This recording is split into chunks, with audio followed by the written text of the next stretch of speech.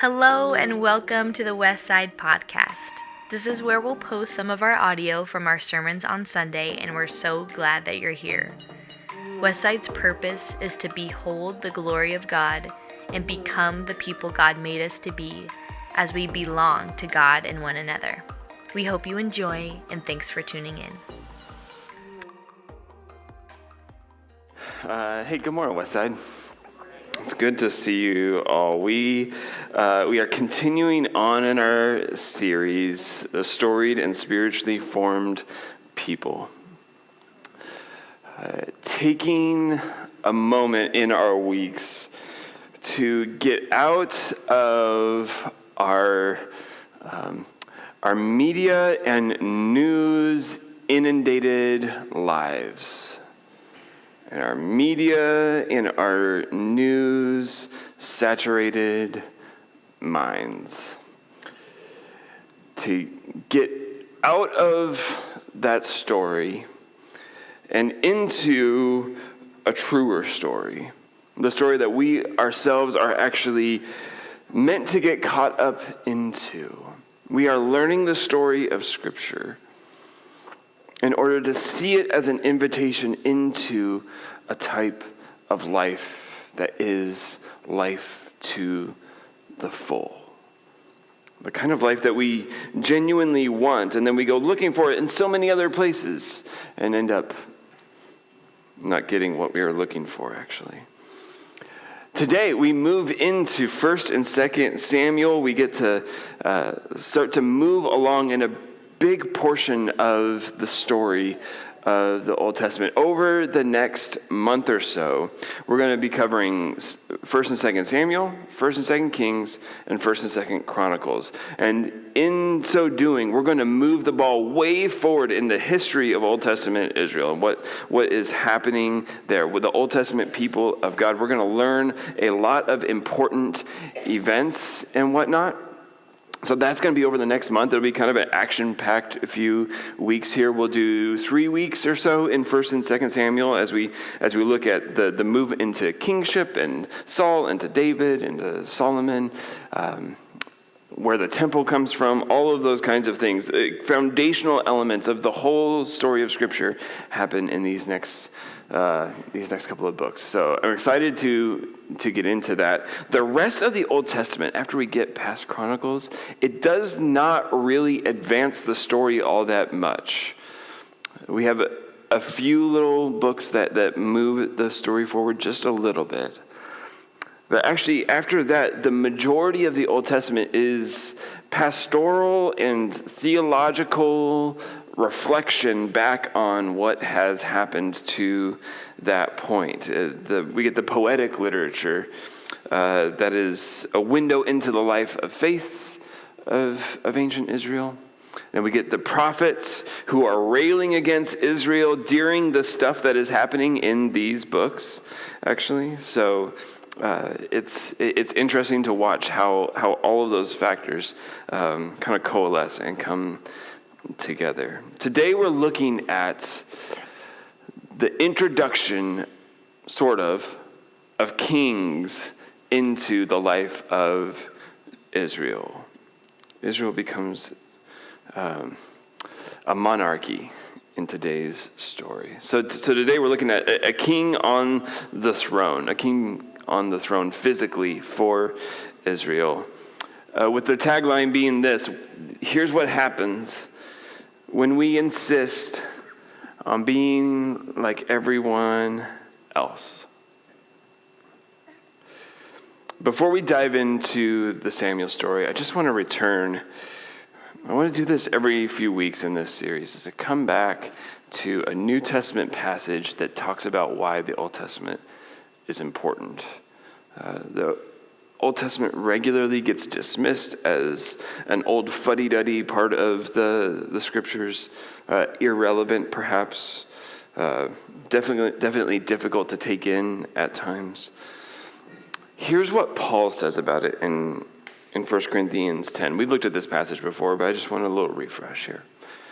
Now these things occurred as examples, and here he's talking about Old Testament Israel. These things occurred as examples to keep us from setting our hearts on evil things as they did. Do not be idolaters, as some of them were, as it is written, the people sat down to eat and drink and got up to indulge in revelry.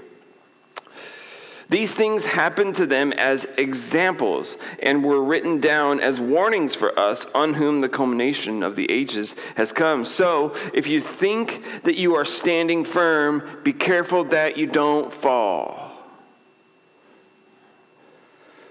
No temptation has overtaken you except that which is common to mankind. And God is faithful. He will not let you be tempted beyond what you can bear.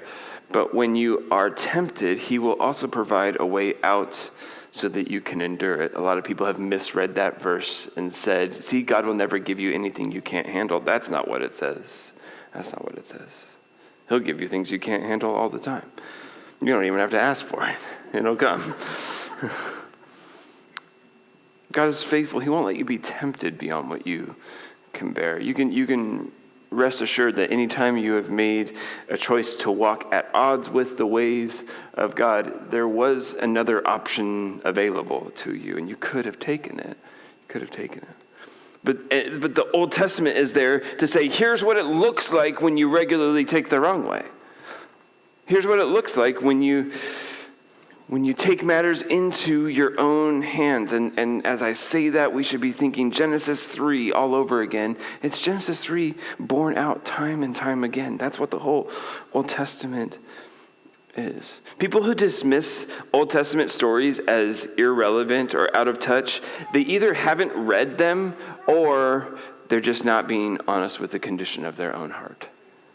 Because the lessons we find in these stories are the very things that we are dealing with today. 1 Samuel makes us ask these kinds of questions. Have we replaced God's ways with our own? Have we humbly submitted to the life that God has called us to live? Or are we bent on insisting that God does things our way? Couldn't be us. Couldn't be us in our time. The truth is, we so badly want following God to look a particular way or to feel a particular way. And that's not all bad. But when that desire gets in the way of hearing God himself, of knowing God fully, that's when we begin to have a problem. Paul says, this first 2/3 of your Bible, it's there as an example of what can happen when your heart is led astray. We should take these stories very seriously, is another way of thinking about it. So here we are, part 12, a storied and spiritually formed people. In this segment of the story, in 1 and 2 Samuel, Israel ignores the warnings of the prophet Samuel, and they transition into an era of kingship, which they believe will solve all of their problems. If only we had a king like the other nations, they say.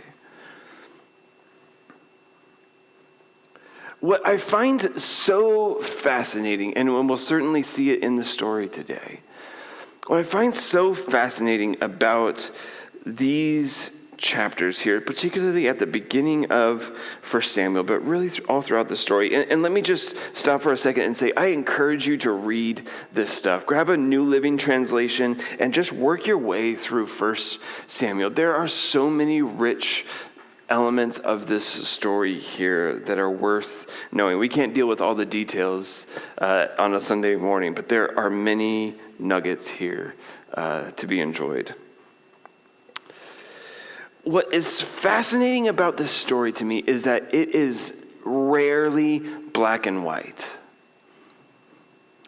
It is rarely clear cut. There are so many tensions in the story.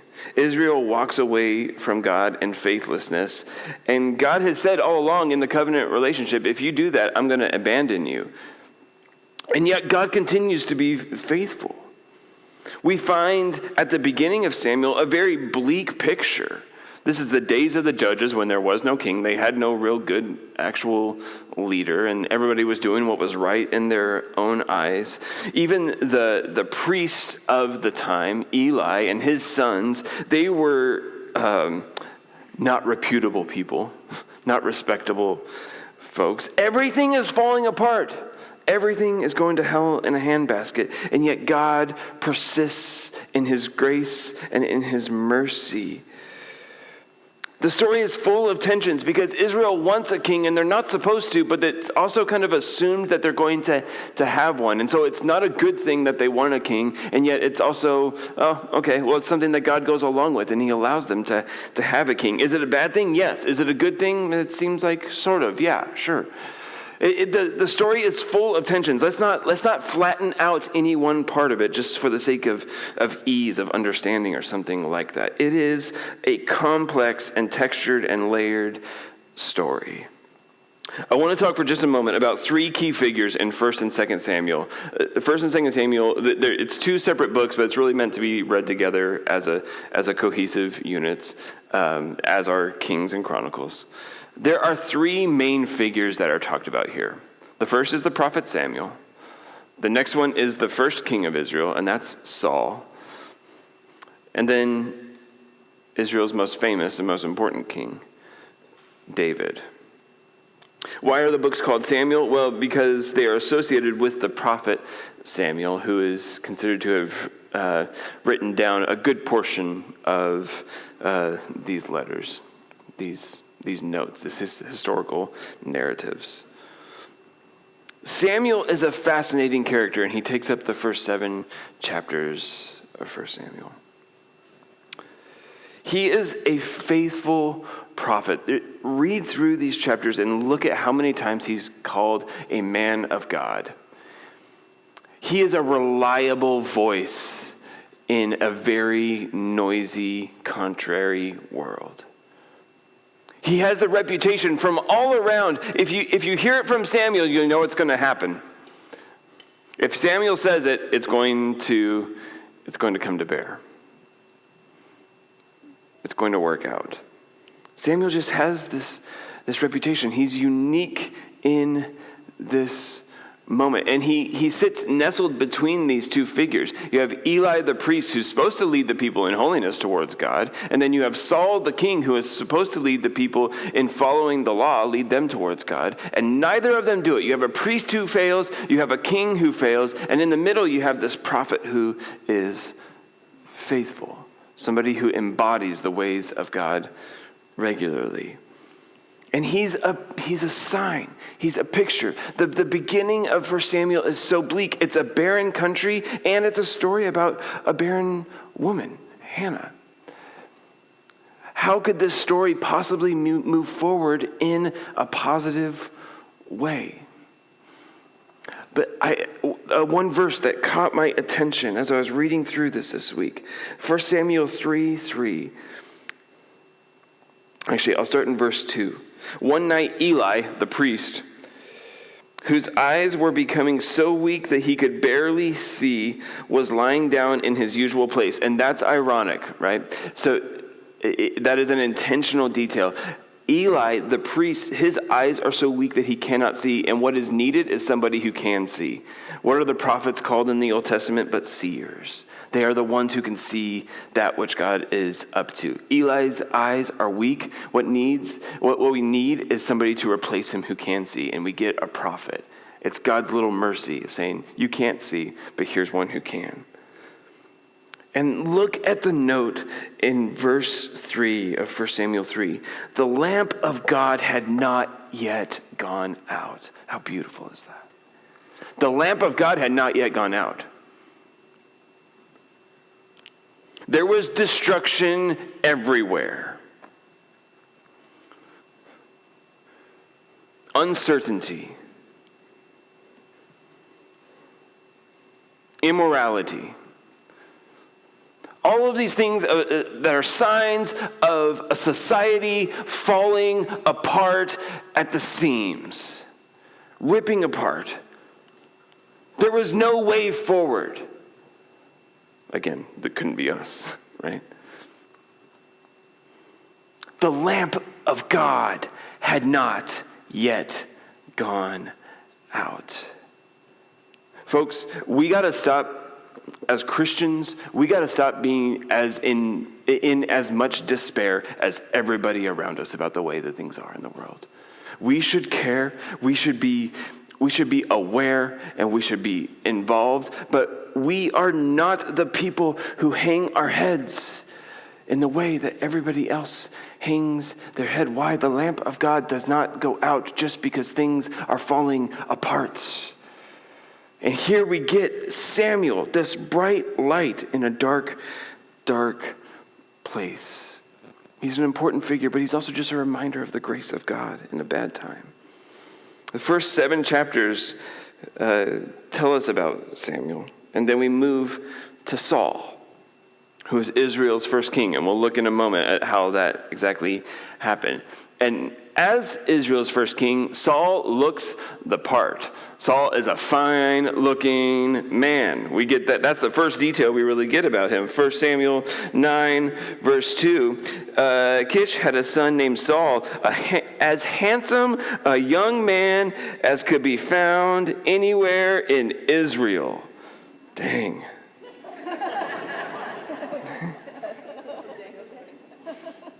He's a fine-looking man. And if that wasn't enough, now a head taller than anyone else. Also a head taller. He's tall and he's fine.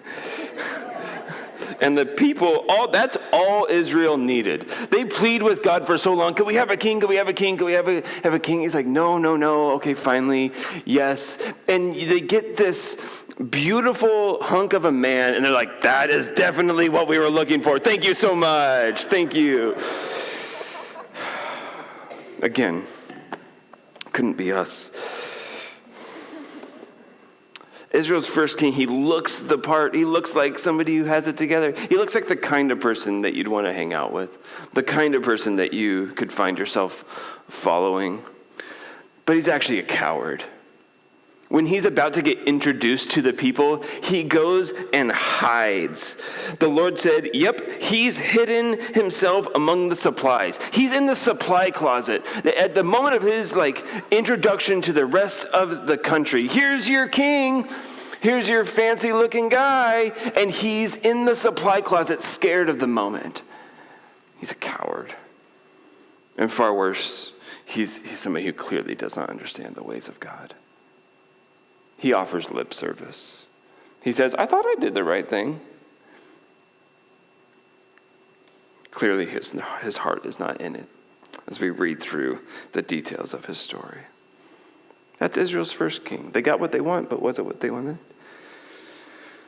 And then comes the king that God gets to pick. David, Israel's second king. And the bulk of this narrative of 1 and 2 Samuel, the bulk of the narrative is about him. We're going to spend we'll spend quite a while next week looking at his life, and then the week after that looking at the covenant with him.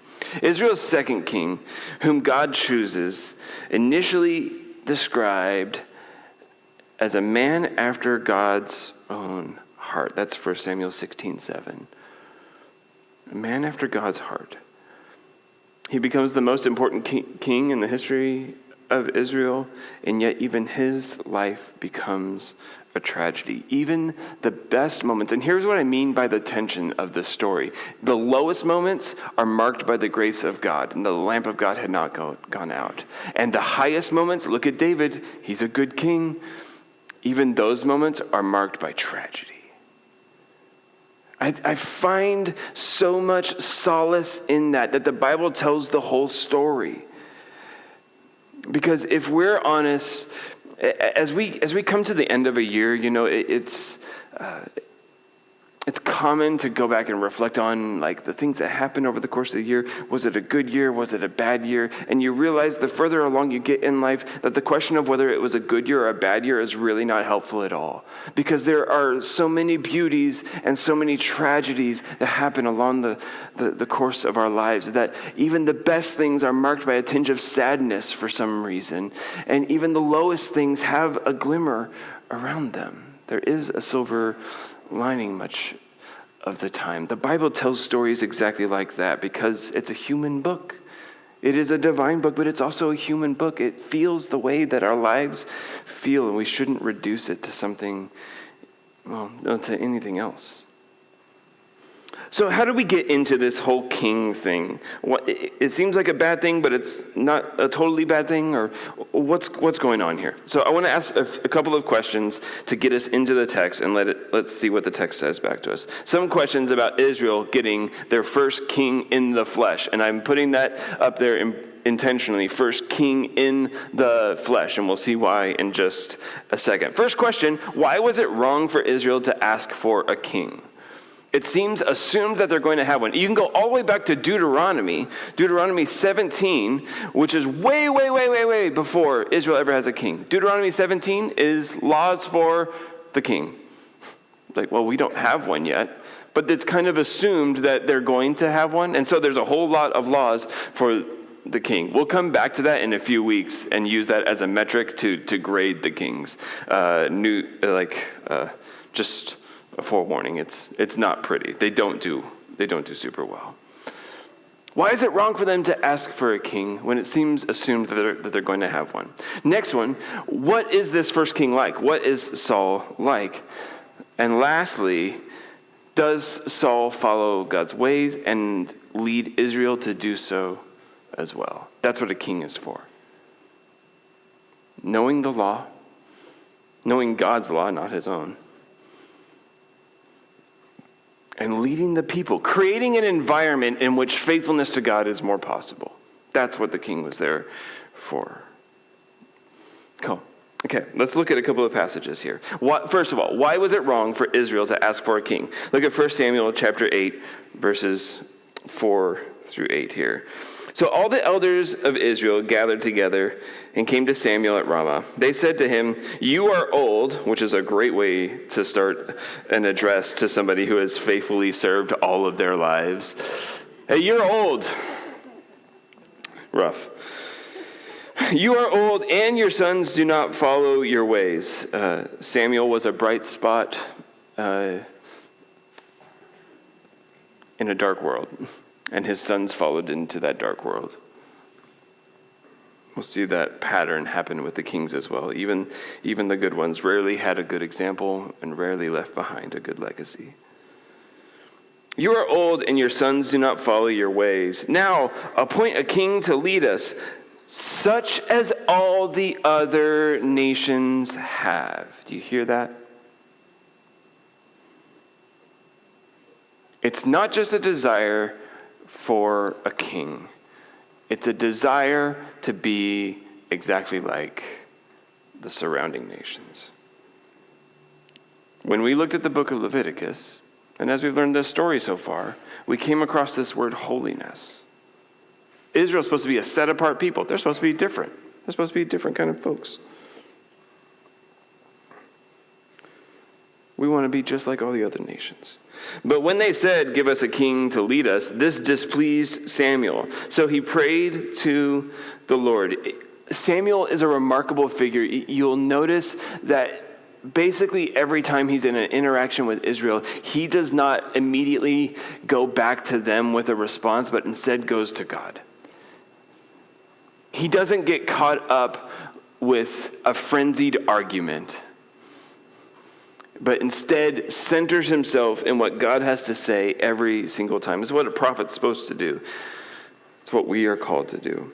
The Lord said to him, listen to all that the people are saying to you. It is not you they have rejected, but they have rejected me as their king." And this is why I put forward the point about this is Israel's first king in the flesh. Israel already has a king. Israel already has a king. But they want one that they can see and touch. "They have rejected me as their king, as they have done from the day I brought them out of Egypt until this day, forsaking me and serving other gods, so they are doing to you." listen to them, but warn them. On to verse 19. So God tells Samuel, warn them about all the things that their king is going to do to them. Their king is actually going to put them basically in a place of slavery.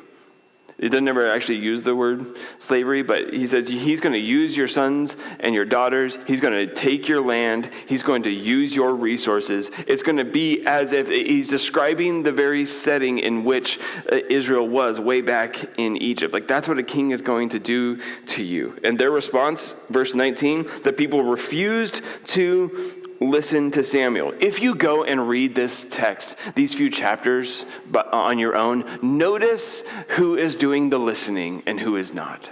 God listens, Samuel listens, and the only characters in the story that refuse to do any listening, it's the nation of Israel. It's God's people. The people refused to listen to Samuel. No, they said, we want a king over us. Then we will be like all the other nations, with a king to lead us and go out before us and fight our battles. With whose army is the question, right? It's you who's going to be fighting. When Samuel heard all that the people said, he repeated it before the Lord. The Lord answered, listen, there you go, listen to them and give them a king. Why was it wrong for Israel to ask for a king? It's not a bad thing to have a king. What's wrong is when our desire to just look like everybody else, which is wrapped up in a desire to feel secure and feel, a little more at home here than we ought to ever feel. When that supplants our desire for God, our following of God's ways, that's where the tragedy comes. But again, the tension of the story, they ask for it, and you think, well, what's best for them is obviously for them to not have a king. What's best for them is to not have this thing that they are asking for. It's quite plain in the text. They're rejecting God and asking for this king. And so what should God do? He should just not give it to them. The tension of the text, the story, God gives it to them. Sometimes God gives us the thing that we think we want the most. It does not go the way that we thought it would. And we get mad when it doesn't go the way we thought it would. But it was God, in a way, saying, I needed you to see how it was going to play out. Sometimes God lets things go like that in our lives. What was Saul like? You can go over to 1 Samuel 13. What is this first king of Israel like? Well, he's the kind of person who takes the command of God and does it 95% of the way, which seems like a pretty good deal. It seems like better to have a king that does 95% of the will of God than to not have one at all. That's Israel's logic. But when that is the case, you find yourself actually at odds with what God is trying to do in the world, or we could apply it and say what he's trying to do in our very lives. After one such episode, there's this interaction. 1 Samuel 13 through 14. You have done a foolish thing, Samuel said. You have not kept the command of the Lord your God gave you. If you had, he would have established your kingdom over Israel for all time. But now, your kingdom will not endure. The Lord has sought out a man after his own heart and appointed him ruler of the people because you have not kept the Lord's command. Saul embodies what it looks like to follow God half-heartedly.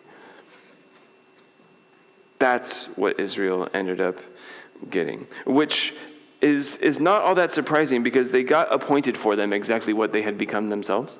People who were willing to follow God half-heartedly, to follow God in name, and to follow God in word, to say one thing one day and yet allow their hearts to actually stray in the other direction. So, the answer to this next one is pretty self-evident. Does Saul follow God's ways and lead Israel to do so as well? I want you to see with your own eyes how subtle the nuance is here, because much of what Saul does is good. Much of what he is up to is a good thing. 1 Samuel 15, starting in verse 17, Samuel said, although you were once small in your own eyes, and this is true, Saul was initially humble. The first time he's approached by Samuel, he's like, hey, I'm a Benjamite. We're the tiniest tribe. Like, why are you coming to anoint me? Saul was initially a humble person. Although you were once small in your own eyes, did you not become the head of the tribes of Israel? The Lord anointed you king over Israel, and he sent you on a mission saying, go and completely destroy those wicked people, the Amalekites. Wage war against them until you have wiped them out. The Amalekites, by the way, are a picture of what festering sin does in our lives. That's kind of the role that they serve here in the Old Testament. They are just this wicked people. They are unjust, and it's the kind of people that you don't want to be in the world. And Israel has opportunity after opportunity to completely rid the world of them. But instead, they always let some of them linger around. They always let some of them kind of linger around. It's the perfect picture of what we do with sin in our own lives. We run it out for a time, and yet we let part of it linger over here. Wickedness, temptation, what have you. The things that we're called to rid from our lives, we may do it 95%, but it's the 5% that will get us. So Samuel says, why did you not obey the Lord? Why did you pounce on the plunder and do evil in the eyes of the Lord? But I did obey the Lord, Saul said. I went on the mission the Lord assigned me. I completely destroyed the Amalekites and brought back Agag, their king. The soldiers took sheep and cattle from the plunder, the best of what was devoted to God, in order to sacrifice them to the Lord your God at Gilgal. Saul thinks that he has done right, and yet he cannot even hear that in his own answer of the question, he's implicating himself. He has not completely done the thing because there's some left over to sacrifice to the God. He's like, hey, we made a worship service out of it. And God goes, are you kidding me? You've turned religious observance into the main thing here? There's no clearer evidence that you've completely missed the heart of God. Verse 22, Samuel replies, does the Lord delight in burnt offerings and sacrifices as much as in obeying the Lord? To obey is better than sacrifice, and to heed is better than the fat of rams. For rebellion is like the sin of divination, and arrogance like the sin of idolatry. Because you've rejected the word of the Lord, he has rejected you as king. Verse 24, then Saul said to Samuel, I have sinned. I violated the Lord's command and your instructions. I was afraid of the men, so I gave in to them. And here's the cowardly part. Here's Saul's true colors. Now I beg you, forgive my sin. Come back with me so that I may worship the Lord. We see Saul's true colors here. Have you ever been in a moment where you asked for forgiveness, but it was only because you had been caught? You say, no, but my kids definitely have, obviously.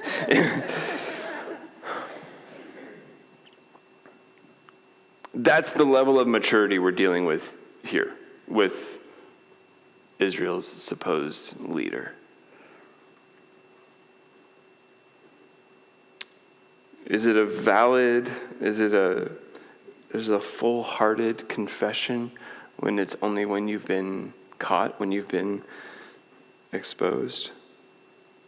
Here's the thing, God forgives sin. God still does forgive the sin, but when we so set ourselves on our own path and against the path of God, we are going to live with forgiveness, yes, but also the consequences of our sin. 1 and 2 Samuel tell that part of the story over and over again.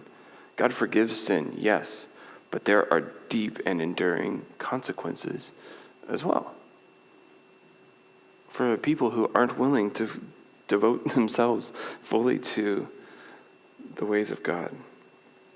Does the Lord delight in burnt offerings and sacrifices as much as in obeying the Lord? When religious observance takes precedent over developing a heart that is fully given to God, problems will arise. When we check boxes of Sunday mornings and maybe reading our Bibles or doing this or that service or whatnot, when we reduce the faith to boxes to check off, we are in the place of Saul here. You say, hey, I gave my offering, Jesus. I gave my sacrifice. I was doing the thing. Isn't that what you wanted all along? If the Sermon on the Mount teaches us anything, it's that, yes, the rule is important. The rule is important, but what was the point all along is a heart that is transformed into the ways of God. A heart that looks a little bit more like the God who created it in his image.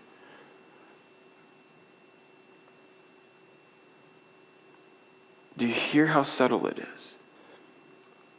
Did all the right things, except not quite.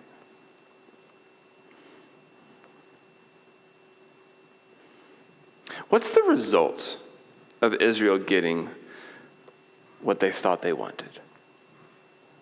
This is the question we should ask here. At this stage, we're just getting into Israel having kings. What's the result of them getting what they thought they wanted? This question should sound familiar and should evoke some similar ideas to last week, because last week we looked at them getting into the land, what they thought they wanted. When they get into the land, does it provide them a context to be faithful to God? Yes. Is that what they do? No. Here, they want their king because they think their king is going to keep them safe and help them ultimately follow the ways of God. Is that what happens? No.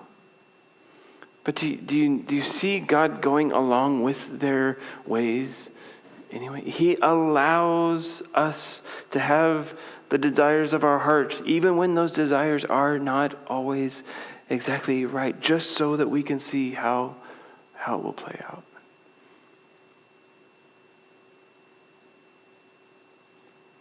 What direction are our desires going? That is the question underlying all of this text, all of this narrative. Saul is both an example and a reminder that this is not the king we are looking for. This is not the king that we need. It's not the king that Israel... It is kind of the king that Israel wanted, because he looks nice. Looks good on a stage. Probably had some speaking capabilities.